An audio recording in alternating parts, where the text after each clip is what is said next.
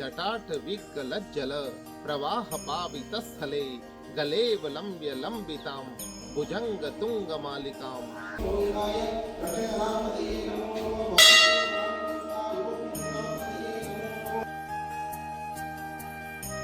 करता करे न कर सके, शिव करे सो होए, तीन लोक नौ खंड में महादेव से बड़ा न कोई। नमस्कार मित्रों, आज मैं हूँ मेवाड़ के हरिद्वार यानी कानौर से 7 किलोमीटर दूर लोंदा ग्राम पंचायत के केरेश्वर महादेव मंदिर में। कहा जाता है कि महाराणा कुंभा ने 600 वर्ष पूर्व इस मंदिर का निर्माण करवाया था।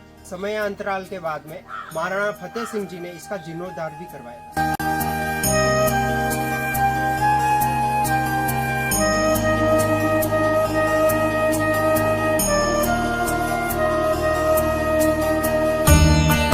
महादेव का जो शिवालय है वो महाराणा कुंभा ने बनाया।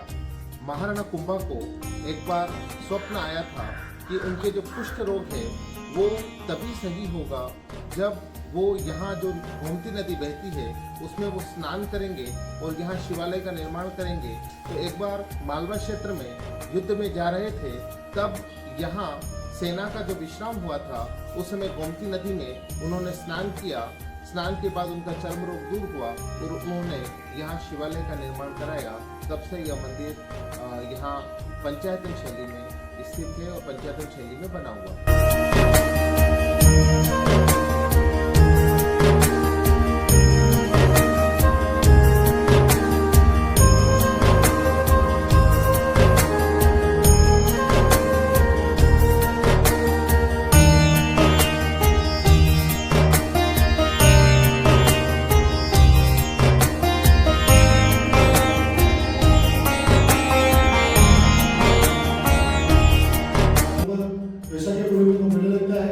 लाखों श्रद्धालु आते हैं, महाशिवरात्रि का मेला लगता है और कहीं यहाँ कतार लगती है बहुत लंबी और दर्शन करते हैं और भजन सुनते हैं, भजन अभिषेक सब कुछ होते हैं, प्रसादी होती है, सब कुछ प्रोग्राम में होते हैं। केरेश्वर महादेव जी के मंदिर में जब भी आप प्रवेश करेंगे तो आपको आंगन में एक आम का वृक्ष दिखाई देगा। यह आम का वृक्ष 100 वर्ष पुराना है और इस आम के वृक्ष पर इतने मीठे आम लगते हैं जो कि आसपास के क्षेत्रों में कहीं नहीं मिलते। और यहाँ की विशेषता ये है कि ये पुराना होने के साथ साथ पूरे मंदिर परिसर में छाया हुआ है और आने वाले भक्तगण, पशु पक्षी और जो भी जीव जंतु है उनको छाया प्रदान करता है। केरेश्वर महादेव के किनारे माँ गोमती के किनारे बैठा हूँ मैं। जनश्रुति ये है कि इस गोमती नदी का उद्गम बहुड़ा गांव के पास में कारा गांव से हुआ है। वहाँ पर जनश्रुति ये है कि कारा गांव में कन्या थी गोमती करके, वो गायें चराने का कार्य करती थी। तो गायें चराते ले जाते समय वहीं पर वो स्नान करके भी आती थी और पशु पक्षियों को पानी पिला के भी आती थी। तो उसके परिवार वालों ने शक किया कि इस सुनसान जगह पर कोई पानी का कोई स्रोत नहीं है और ये जो कन्या है वो कहाँ से स्नान करके आती है और पशु पक्षियों को पानी पिला के आती है। तो उसके ससुर जी ने एक दिन पीछा किया तो देखा कि वो गोमती कन्या एक गहरे गड्ढे में उतरती है और वहाँ पर स्नान कर रही थी। जैसे ही उसकी नज़र पीछे पर पड़ती तो वृक्ष पर बैठे उसके ससुर जी नजर आते हैं तो वो शर्मा के उसी समय नदी में समाहित हो जाती है और उसी दिन से उस नदी का उद्गम हो जाता है। एक यहाँ पर बातचीत हुई थी मेरी अभी एक बुजुर्ग से, तो वो बता रहे थे कि यहाँ जब भी नदी आती थी पहले तो वो नदी गोमती अपना हाथ बाहर निकालती थी और उसके ऊपर दही का मटका रखा जाता था। लेकिन कालांतर में किसी शिकारी ने तीर चला दिया था तो उस दिन से वो हाथ निकलना ही बंद हो गया। लेकिन वर्तमान में भी जब भी नदी उफान पर आती है तो भगवान शिव का जलाभिषेक करती है और उस पूरे इलाके में एक हर्ष की लहर फैल जाती है कि ये साल अपने संपन्नता के साथ निकलेगा। जो मेरे पीछे कुंड देख रहे हैं, जिस प्रकार अपन हरिद्वार में अपने पूर्वजों की अस्थियों को विसर्जित करते हैं और मोक्ष की कामना करते हैं, उसी प्रकार इस गोमती नदी पर ये कुंड स्थित है। यहाँ पे लोग अपने पूर्वजों की अस्थियां विसर्जित करके मोक्ष की कामना करते हैं और इस नदी का पानी बहुत पवित्र माना जाता है।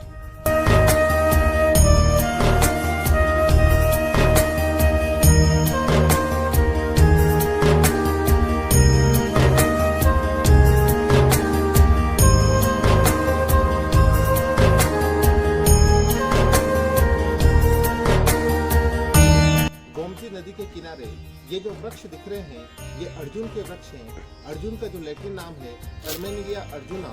यह एक औषधि गुणयुक्त पौधा है। इसकी जो छाल है वो उच्च रक्तचाप, हृदय रोगों के लिए उपयोग में ली जाती है, जिसका उपयोग करने से जो हृदय रोगी हैं उनको स्वास्थ्य लाभ होता है। यह जो अर्जुन के वृक्ष हैं ये लगभग 200 वर्ष पुराने हैं।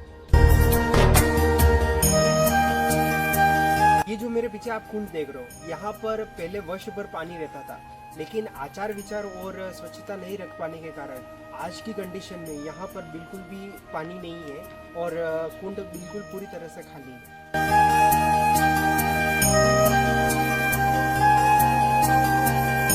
मंदिर में आते ही एक शांति और सुकून का एहसास होता है। प्रकृति के बीच इस रमणीय स्थान पर बहुत ही सुकून और शांति मिलती है।